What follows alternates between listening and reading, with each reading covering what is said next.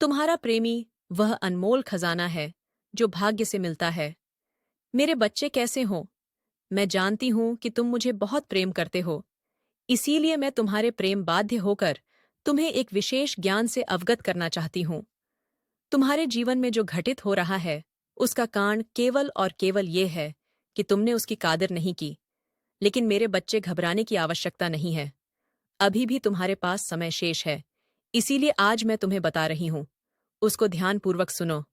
मेरे बच्चे, मैं निश्चित ही यह करना होगा, क्योंकि जी प्रकार दुर्घटना भले कितनी भी बड़ी हो, परंतु यदि समय रहते उसका उपचार नहीं किया गया तो वह दुर्घटना व्यक्ति की जान भी ले शक्ति है। इसलिए तुम समय रहते इन बटन पर ध्यान दो। और एक बात का ध्यान रखना कि पृथ्वी पर कुछ चीज ऐसी है जिनकी कादर यदि तुम ना करो तो निश्चित ही संसार भी तुम्हारी कादर करना छोड़ देता है। जो मेरे साक्षात स्वरूप हैं, उनकी कद्र करना तुम्हारे लिए अत्यंत आवश्यक नहीं कर पाते हो। जो तुम्हारे जीवन में तुम्हारा एक खास मौका तुम्हें प्राप्त होता है, यदि तुम उसे मौके की तलाश में यहां वहां भटकती रहते हो और तुम्हारा हाथों से आया हुआ मौका भी तुम गांव देते हो, कर सकते हो। इसके साथ ही तुम्हें एक बात का विशेष ध्यान रखना चाहिए कि तुमने मुझे कभी प्रत्यक्ष देखा नहीं। इस संसार में मैंने तुम्हें भले ही भेजो है, लेकिन किसी के मध्य से भेजो है, जिसके एम से मैंने तुम्हें इस पृथ्वी पर भेजो है।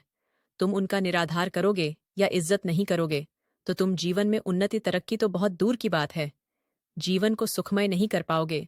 खुशियां तुमसे दूर भागेंगे। दुख तुम्हारे पीछे सई की तरह पद जाएगी। क्योंकि इस बात को बहुत अच्छे से समझ लो, इस संसार में तुम्हारे लिए अगर किसी का प्रथम स्थान है तो वह तुम्हारे माता पिता का है, और दूसरा स्थान तुम्हारी गुरु का है। इनको कभी भी निराधार करते हो तो जीवन में तुम पाप करते हो। मेरे बच्चे, बाहर निकालो। तुम आंखें बैंड करके किसी भी मार्ग को कैसे चुन सकते हो? किसी भी मार्ग पर चलने से पहले तो मैं उसे मार्ग का आकलन करना होगा कि वह मार्ग तुम्हारे लिए सही है या नहीं। यदि तुम किसी गलत मार्ग को चुनते हो तो उसी पर प्राप्त होने वाली मंजिल से वंचित रह जाते हो। इस बात का खास ख्याल रखना कि तुम्हारे चुने हुए मार्ग का सही होना अत्यंत आवश्यक है। मेरे बच्चे, इस बात का विशेष ध्यान रखो कि यदि जीवन में तुम अपने माँ का और हृदय का शुद्धिकरण करने के लिए सुबह प्रातः कल एकांत में बैठकर तुम अपनी अंतरात्मा में झांक कर देखो कि तुम्हारा माँ क्या सोचता है,